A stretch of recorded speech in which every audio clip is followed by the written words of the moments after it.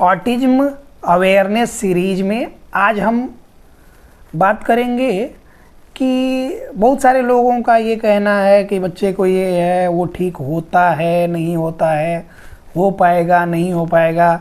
बहुत सारे लोग कंफ्यूज्ड भी रहते हैं, बहुत सारे लोग मल्टीपल जगहों पे वो जाके और इतने फ्रस्ट्रेटेड हो गए रहते हैं, परेशान हो गए रहते हैं कि उनकी उम्मीद भी ख़त्म हो के मतलब उम्मीद लगभग ख़त्म होने के कगार पे होती है।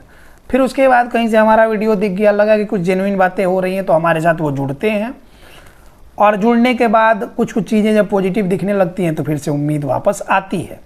जो लोग नहीं जुड़े, नए देख रहे हैं, डेली 100, 150, 200, 400 लोग नए जुड़ते ही होंगे, देखते ही होंगे वीडियो को, तो ये जानना सही में ज़रूरी होता है कि बच्चे में इम्प्रूवमेंट होगी कि नहीं होगी। कहीं इतने दिन तक जहाँ गए उसी तरह यहाँ भी ना हो कि होगा कि नहीं होगा। उन सब लोगों के लिए आज एक कहानी सुनाते हैं। कहानी सुनो, जुबानी सुनो। अभी दिल्ली से एक डॉक्टर साहब हैं, हस्बैंड वाइफ दोनों डॉक्टर हैं, एक डेंटिस्ट हैं, एक फिजिशियन है, और दिल्ली में किसी हॉस्पिटल में, वो गवर्नमेंट हॉस्पिटल में वो हैं, उनकी पोस्टिंग है, और 2-2.25 साल का उनका बच्चा है। उसमें डेवलपमेंटल डिले दिखा इन लोगों को कि सब तो शरीर से डेवलप कर रहा है लेकिन समझ नहीं रहा, चीज़ों को प्रोसेस नहीं कर पा रहा, बता नहीं पा रहा, प्रॉब्लम्स हो रही हैं। उसके बाद उन्होंने उनके हॉस्पिटल में ही जहाँ है वहाँ बच्चों का के लिए यूनिट है, ऑक्यूपेशनल थेरेपी, स्पीच थेरेपी, इन सब का यूनिट भी है। उसमें वो लेके गए, उसके बाद दिखाए तो वहाँ का स्पीच थेरेपिस्ट अपने हिसाब से उसने कहानी बताई कि आप हमारे यहाँ लेके आइए, हमारे सेंटर पे, तो इसके लिए स्पीच थेरेपी कराना होगा, स्पीच आ जाएगा। ऑक्यूपेशनल थेरेपिस्ट ने अपनी कहानी सुनाई कि नहीं, इसको तो ऑक्यूपेशनल थेरेपी चाहिए है। फिर दोनों मिलके दोनों ने अपनी अपनी कहानी सुनाई कि नहीं, दोनों चाहिए है। और 6-7 महीने इन लोग लेके गए और फिर उसके बाद से इनके जो इन्होंने बताया वही बात हम बता रहे कि इस 6-7 महीने में मतलब होपलेस होने के अलावा और कोई चीज़ें इम्प्रूवमेंट तो दिखी नहीं, बच्चे में कुछ चेंज हुआ नहीं। हाँ, चिंता और बढ़ती गई, टेंशन और बढ़ता गया और हस्बैंड वाइफ दोनों परेशान रहने लगे। फिर कहीं से हमारा वीडियो देखा उन्होंने। जाहिर सी बात है कि इस तरह के पेरेंट्स पूरी तरह से बेचैन रहते हैं, सर्च करते ही रहते हैं, करते रहते हैं। उसी कैटेगरी में हमारा भी वीडियो कहीं से आ गया होगा। उन्होंने देखा, कुछ जेन्युइन बातें लगी, क्योंकि हम स्क्रिप्टेड बातें तो होती नहीं है मेरी कि किताब में जो लिखा है वही हम यहाँ पे पढ़ देंगे।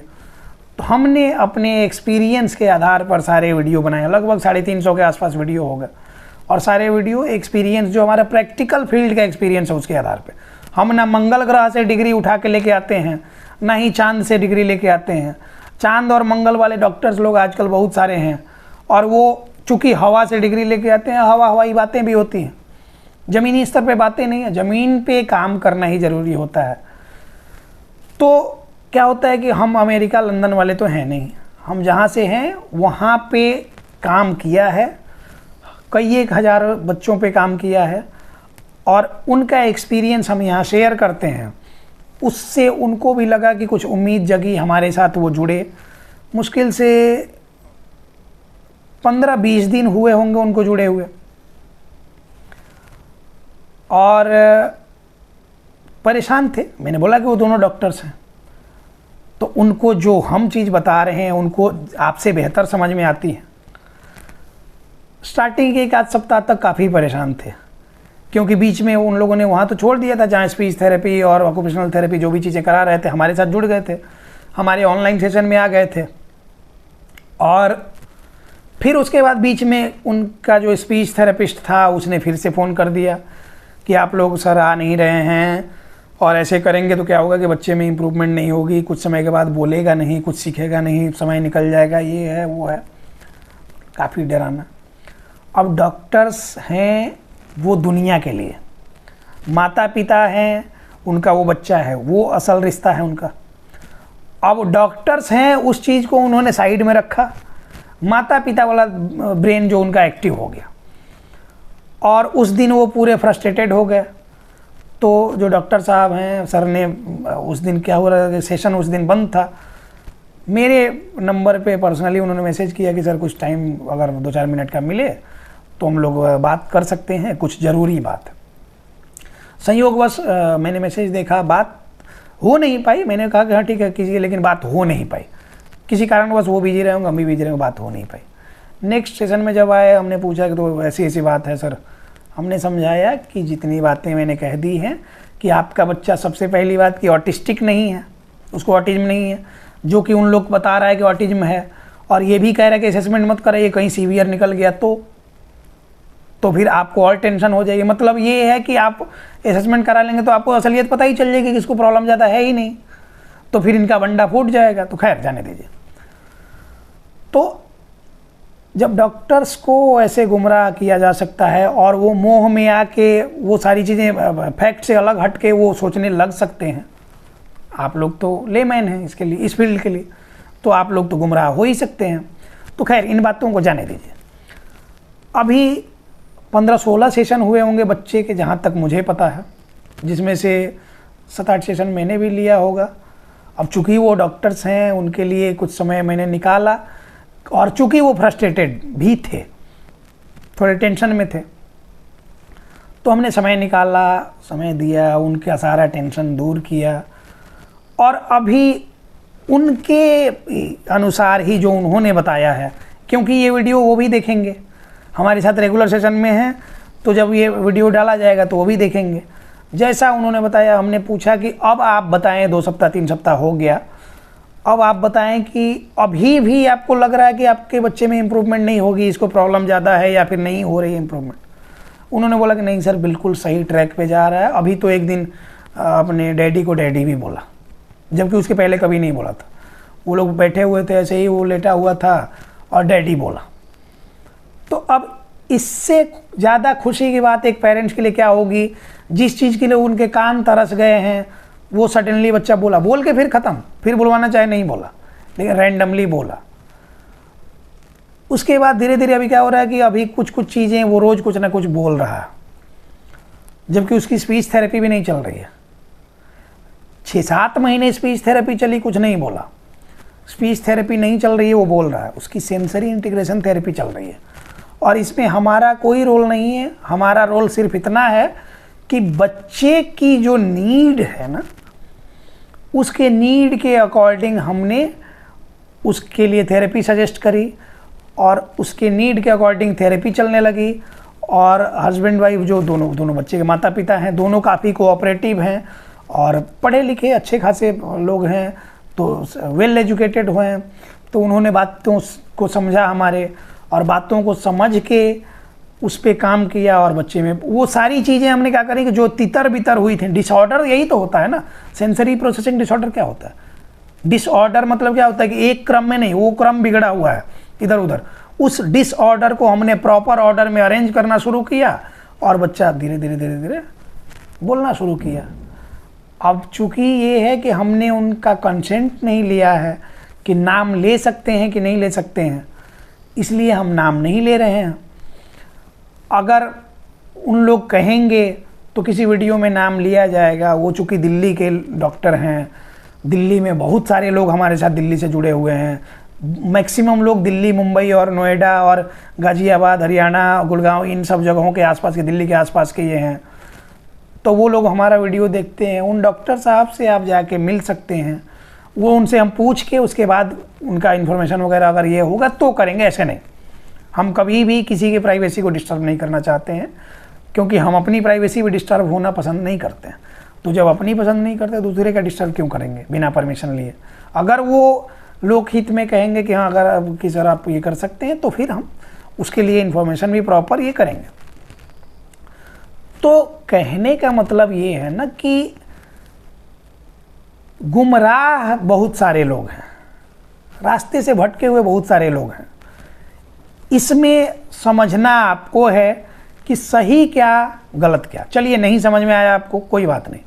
जो बच्चा समझ नहीं रहा, जो बच्चा बैठ नहीं रहा, जो बच्चा कंसंट्रेट नहीं कर रहा, दिन भर इधर उधर हलचल है उसके में, चिड़चिड़ापन है, गुस्सा करता है, बैठना नहीं चाहता, कुछ भी आपके हिसाब से नहीं करना चाहता, अपने मन से करना चाहता है, उस बच्चे को आप स्पीच थेरेपी करा के स्पीच ले आ पाएंगे क्या?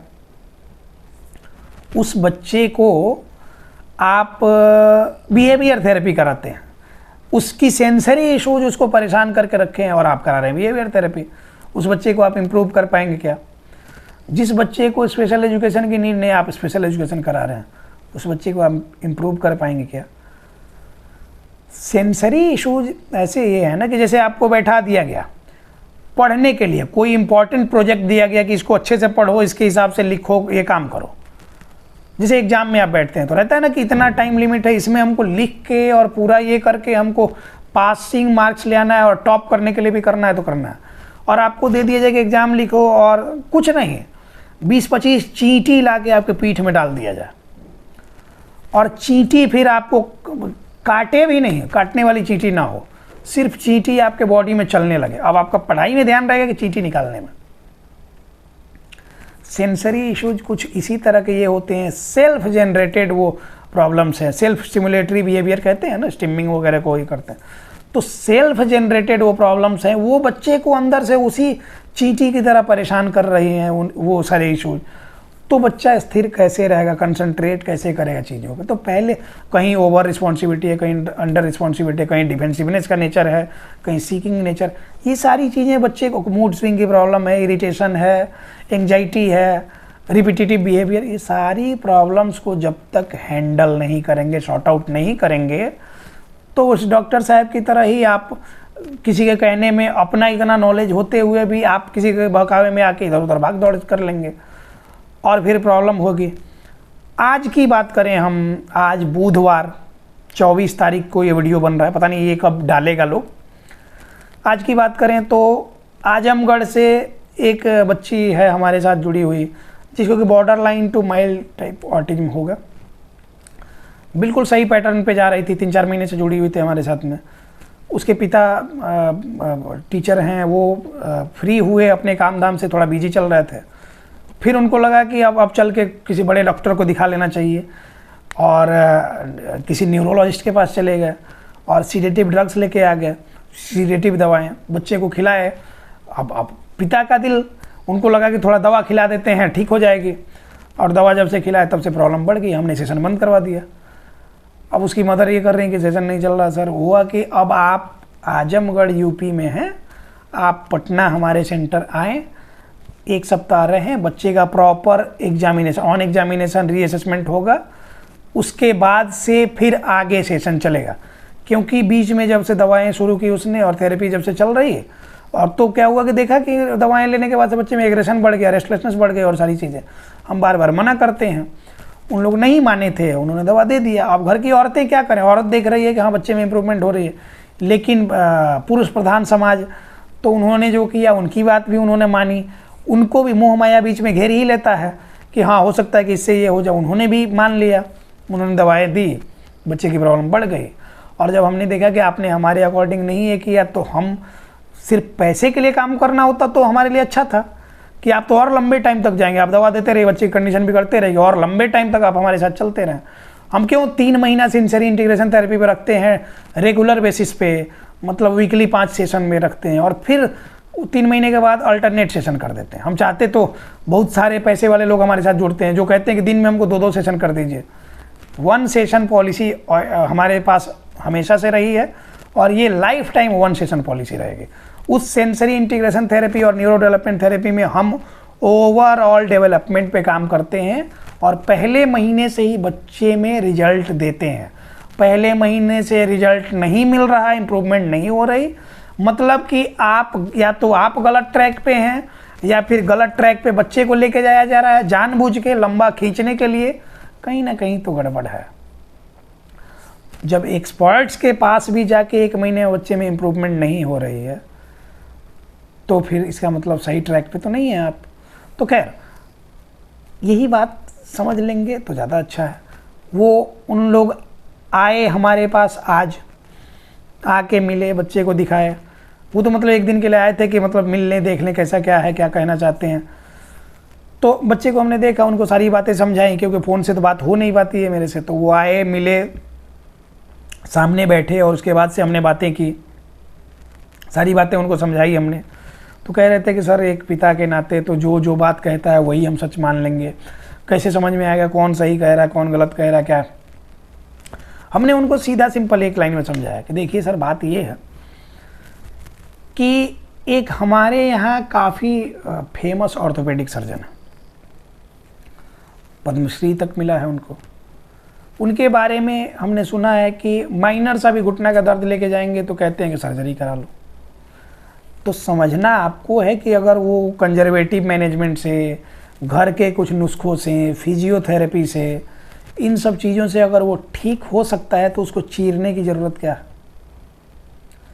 उसी तरह से जब कंजर्वेटिव अप्रोच से बच्चे को ठीक किया जा सकता है तो फिर दवाओं की ज़रूरत क्या है, उन सब फेर में पड़ने की ज़रूरत क्या है। नेचुरली अगर ठीक करते हैं, कंजर्वेटिव अप्रोच से ठीक करते हैं तो वो ज़्यादा बेहतर है ना।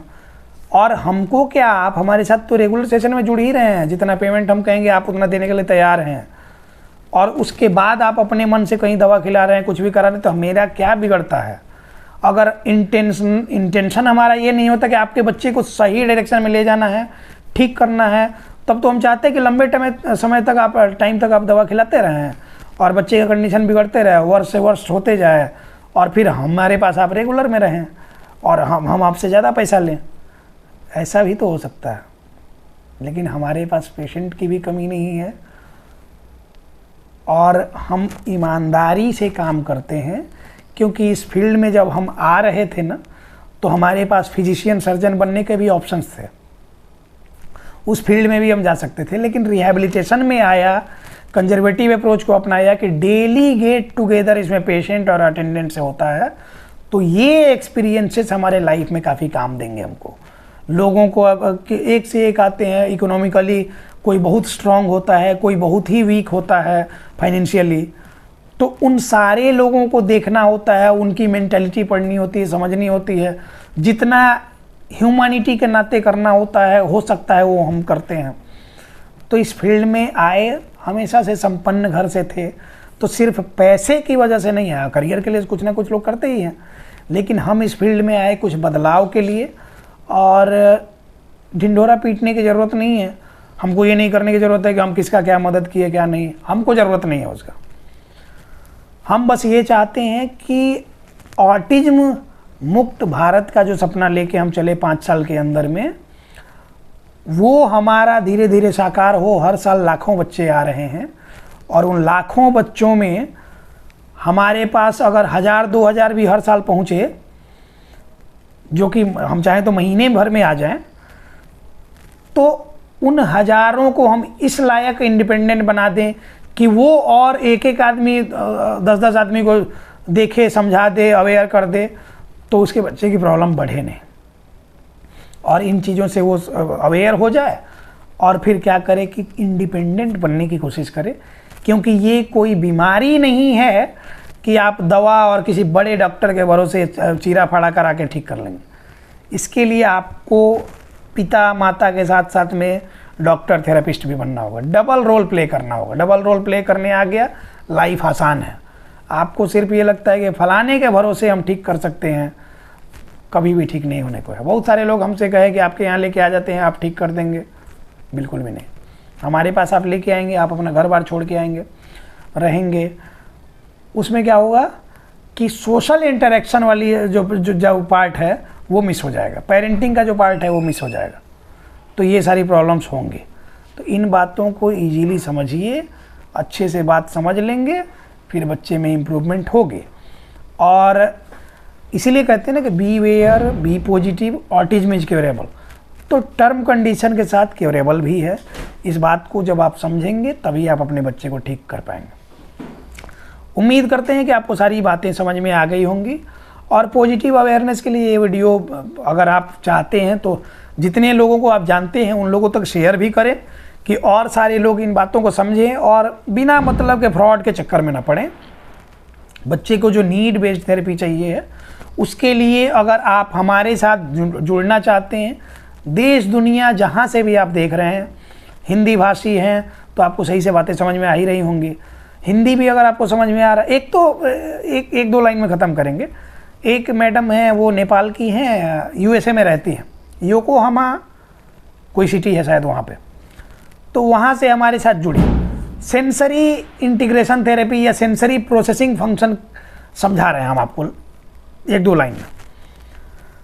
हमने जब ये किया, उनको कॉल किया, तो हम उनसे हिंदी में बात कर रहे हैं, और चूंकि हम हिंदी में ही सबसे बात करते हैं, वो उधर से हिंदी समझ रही है लेकिन वो इंग्लिश में बात करना चाह रहे हैं और हेजिटेट कर रही हैं कि इनसे कैसे कहें। मैंने पूछा कि आप हिंदी में बात कर सकती हैं, तो बोली कि नहीं, मतलब हिंदी समझ सकती हूँ लेकिन इंग्लिश में बात करें। हम हिंदी में बोल रहे हैं, वो उसको ट्रांसलेट कर रही हैं इंग्लिश में, और फिर वो इंग्लिश में बोल रही हैं, हम उसको ट्रांसलेट कर रहे हैं हिंदी में, और वैसे कर रहे हैं। तो यही तो है सेंसरी प्रोसेसिंग का फंक्शन, कि उन्होंने जो बोला इंग्लिश में बोला, हमने अपने दिमाग में उसको हिंदी में ट्रांसलेट किया, हिंदी में उसका रिप्लाई किया, और फिर उन्होंने जो हिंदी में सुना उसको इंग्लिश में ट्रांसलेट किया, इंग्लिश में ट्रांसलेट करके मेरे बात का रिप्लाई किया। और ये काफ़ी इंटरेस्टिंग सेशन था। अभी तक ऑनलाइन सेशन में 10-12 हज़ार लोगों से ज़्यादा तो मैंने ऑनलाइन सेशन में देख लिए, उसमें ये सबसे यूनिक सेशन था। और उनको सेंसरी प्रोसेसिंग डिसऑर्डर और सेंसरी प्रोसेसिंग फंक्शन मैंने इसी से समझा दिया, इसी उदाहरण से, कि जैसे हमने हिंदी में बोला, आपने ट्रांसलेट किया तुरंत और इंग्लिश में उसका रिप्लाई किया, हमने इंग्लिश में सुना, हमने उसके हिसाब से काउंटर क्वेश्चनिंग वगैरह करी। यही तो है सेंसरी प्रोसेसिंग फंक्शन। इसको ही प्रॉपर वे में चैनलाइज कर लिया जाए, बच्चा आपका ठीक होगा और इंडिपेंडेंट लाइफ जिएगा बच्चा। सही समय पर आप हमारे साथ जुड़ जाते हैं। तो अगर हमारे साथ जुड़ना चाहते हैं, हमारा कॉन्टैक्ट नंबर यहाँ एडमिनिस्ट्रेशन का दिया रहता है, उस पर आप कॉल कर लें। कॉल अगर नहीं उठाया जाए तो मैसेज कर लें, फ्री होकर उन लोग आपसे संपर्क करेंगे, सारी चीज़ें आपको अच्छे से समझा देंगे। और उसके बाद हर संडे को जनरली 15 से 20 लोगों को ये किया जाता है, उनका अपॉइंटमेंट लिया जाता है। आप हमारे साथ उसमें जुड़ सकते हैं और जुड़ के आप अपने बच्चे का असेसमेंट कराएं, बच्चे उसके बाद ऑनलाइन थेरेपी में जुड़ें। आप अपने घर बैठे बच्चे को मैनेज करें, सारा काम धाम देखते हुए सूटेबल कोई टाइम स्लॉट ले लें, उस टाइम में आपको चीज़ें समझाई जाएंगी। आप इंडिपेंडेंट बनेंगे तभी आपका बच्चा इंडिपेंडेंट बने। दूसरे पे डिपेंडेंट रहेंगे, बच्चा भी डिपेंडेंट रहेगा, इम्प्रूवमेंट वो नहीं होगी जो आप चाहते हैं। इन्हीं सब बातों के साथ इस टॉपिक को क्लोज करेंगे। मिलते हैं किसी नेक्स्ट टॉपिक में। धन्यवाद।